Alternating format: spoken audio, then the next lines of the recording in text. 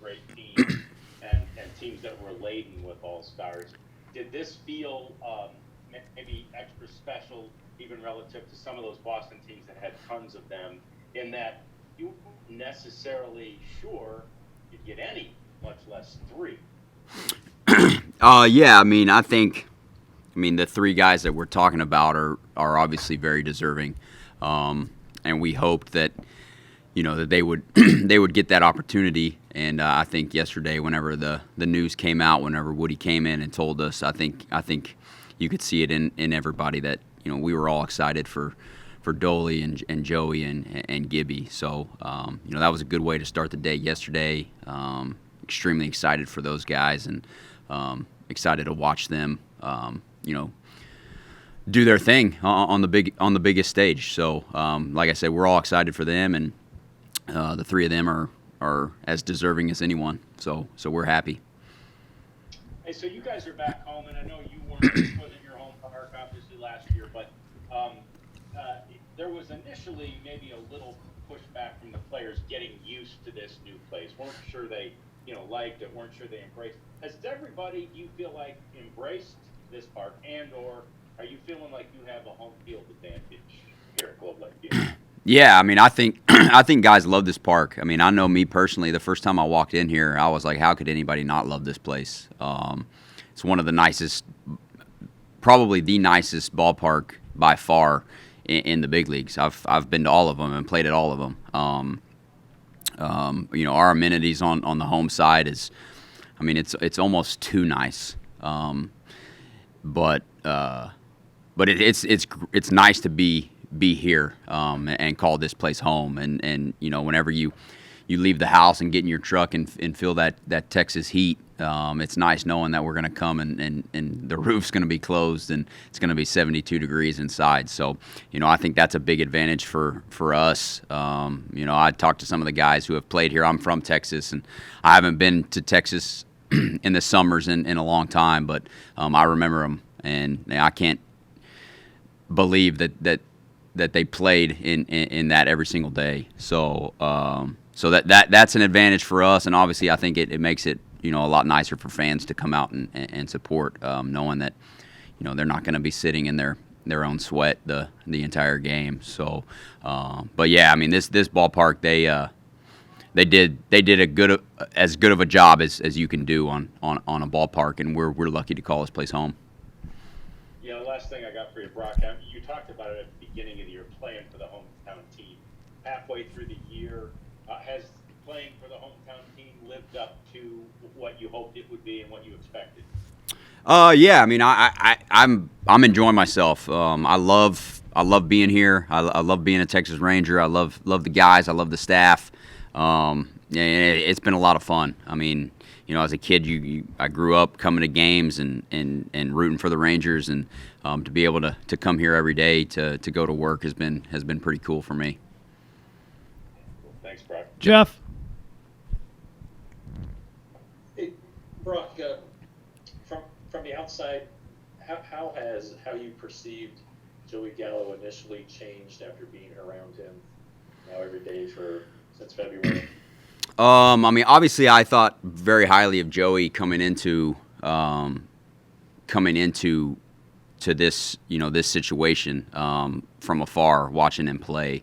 But I think playing with him, I've realized that he's a lot better than I thought, and he plays the game really hard.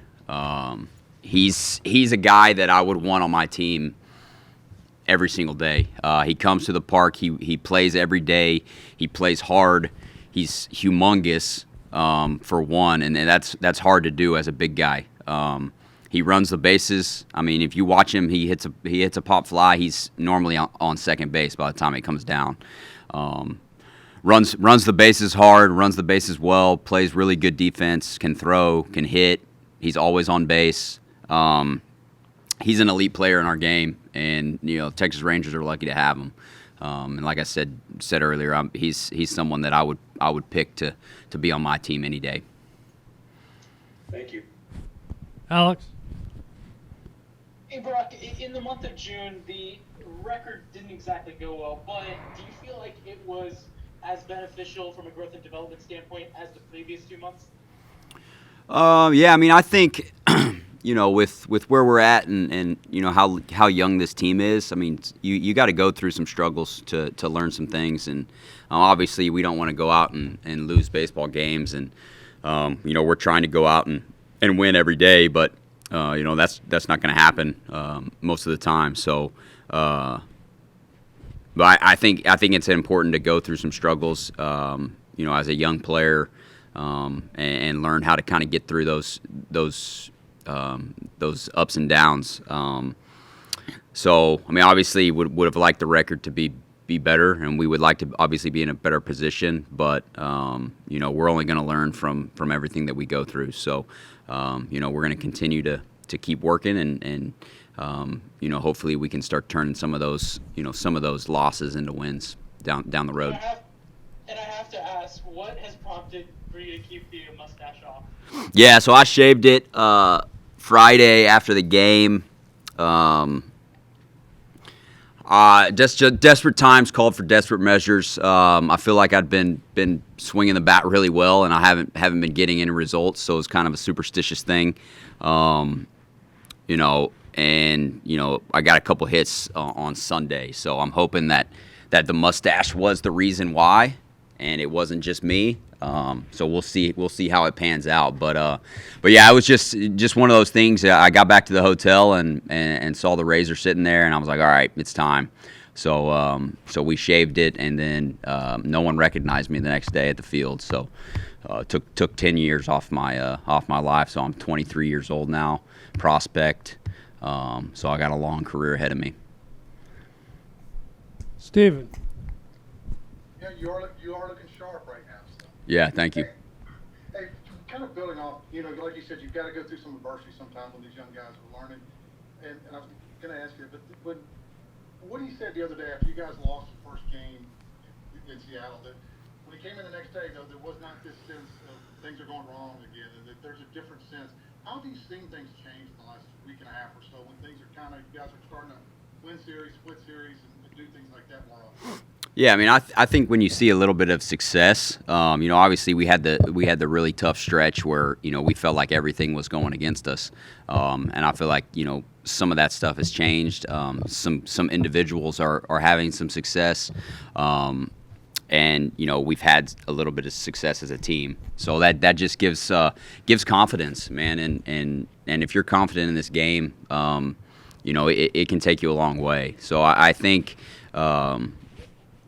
Not kind of dwelling on all the negatives and instead focusing in on, some of the positives that we've been doing. And like I said, some individuals have been really stepping up and playing well for us, and that's helped us as a team win some games. And the more you win, the better you feel. So, we're coming out on top on some of these games that we were losing when things were going bad. So, that kind of just gives us a little bit more confidence going into the next day.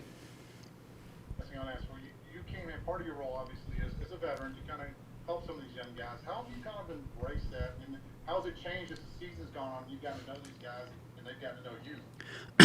Yeah, I mean, I think it's still weird being one of the veteran guys, one of the older guys, but like I said, man, I love being here. I love being a part of this group, and the young guys they're eager to learn. They're smart. They play hard, and that's really all you can ask. And it's been fun, being one of the veteran guys who guys can come to if they want. And these guys are good. They're smart. They know what they want to do, and it's just been fun coming to work and watching them play every single day. Okay, last one, Emily. Eyes on the road. Eyes on the road, Emily. Okay. Your answer to Alex's question is going to make this really awkward, and I'm not trying to retire you, but when you do retire, have you thought about coaching? I've thought about it. I really haven't thought too much about what I want to do when I'm done. I'm hoping to play a couple more years. To get everyone wants to get to the 10-year mark. And I'm sure I'll do something in the game still. I'm not going to be able to walk away, but I also know that I want to be able to spend time with my two boys. So we'll see how it goes. Obviously, I'm not ready to think about it too seriously yet, but I'm gonna stay in baseball somehow. But the most important thing for me when I'm done is just to be able to spend more time with my kids and be a dad for a while.